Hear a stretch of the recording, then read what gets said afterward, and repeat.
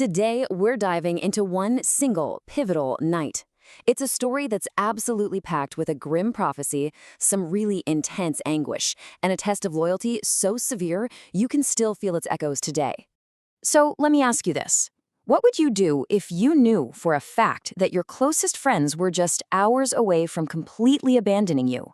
How would that even feel? Well, that's the human drama right at the heart of what we're looking at today, a story all about friendship and failure when the pressure is on.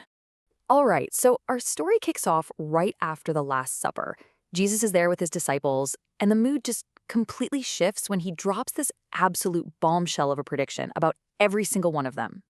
And notice, he doesn't just say it's going to happen. He actually grounds it in scripture. The message couldn't be clearer, or more devastating, really. He's saying their whole group, their flock, is about to be shattered. And this isn't some vague warning for the future. This is for tonight. But right away, you've got Peter stepping up. He's not having any of it. You can just feel the passion in his voice, right? He's basically drawing a line in the sand and saying, maybe everyone else will fail you, but not me. And that, right there, sets up the central conflict of the whole story. And here, the contrast is just, wow. It's so stark. On one side, you have this cold, chillingly specific prophecy. 3 denials before the rooster crows. And on the other, you have Peter's fiery, emotional promise. He's even willing to die.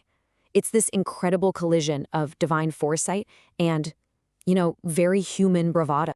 Okay, so after that intense exchange, the story's tension totally shifts. The group heads to a place called Gethsemane, and the whole debate about loyalty turns from something external into this deeply internal, really personal struggle.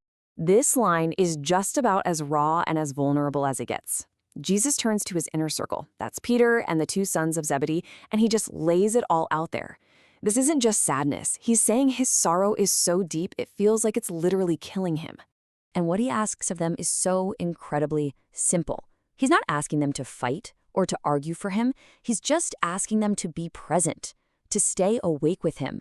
In his absolute darkest hour, it's just a basic test of friendship. Can they do this one simple thing? Now, before we get to his prayer, we've got to understand this one key metaphor. When you hear him talk about this cup, he's not talking about a literal cup. He's referring to the whole shebang, all the suffering, the trial, the death that he knows is coming for him. It's a symbol of his fate. And right here, you can hear the core of his struggle.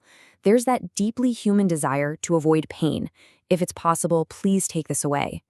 And it's clashing with his total submission to a divine plan. But your will be done. It's just a moment of profound conflict. So he comes back from pouring his heart out in this moment of agony. And what does he find? The very friends he asked to just keep watch with him are fast asleep. The irony is just crushing. That first simple test of loyalty, they failed. But his reaction is so fascinating. It's not just pure anger. Instead, he makes this observation that is echoed for centuries. He acknowledges their intentions are good, the spirit is willing, but he points out that fundamental human frailty that just gets in the way. It perfectly captures that gap between what we promise and what we can actually do. And here's the thing. This wasn't just a one-time slip-up. It becomes this heartbreaking cycle. He prays, he comes back, they're sleeping. He goes away a second time, prays again, comes back, and they're sleeping again. That repetition just hammers home how completely and utterly alone he is. But listen really closely to the wording of the second prayer, because something changes. The first time he asked if it was possible to avoid the cup. Now the question is gone. He's shifting into acceptance. He's basically saying, okay, if this is the only way, then let's do it. It's a subtle change, but it is powerful. Then, after that third prayer, everything flips. The time for sorrow and struggling is over. A totally new energy takes over because the inevitable moment is finally here. His words to the disciples are completely different now. There's no more anguish. It's just a statement of fact. The prophecy he made is now the present reality. He has moved all the way through sorrow to this point of absolute clarity. And the whole narrative just pivots on these final words of action. Rise, let us go. It's a command. He's not passively waiting for things to happen anymore. He's actively walking out to meet his destiny. The vigil is over. So this whole story kind of forces us to ask a tough question.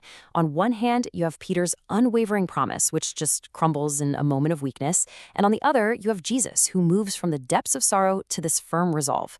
It really makes you wonder, doesn't it? When things get tough, what ultimately defines who we are? Our best intentions or our final actions?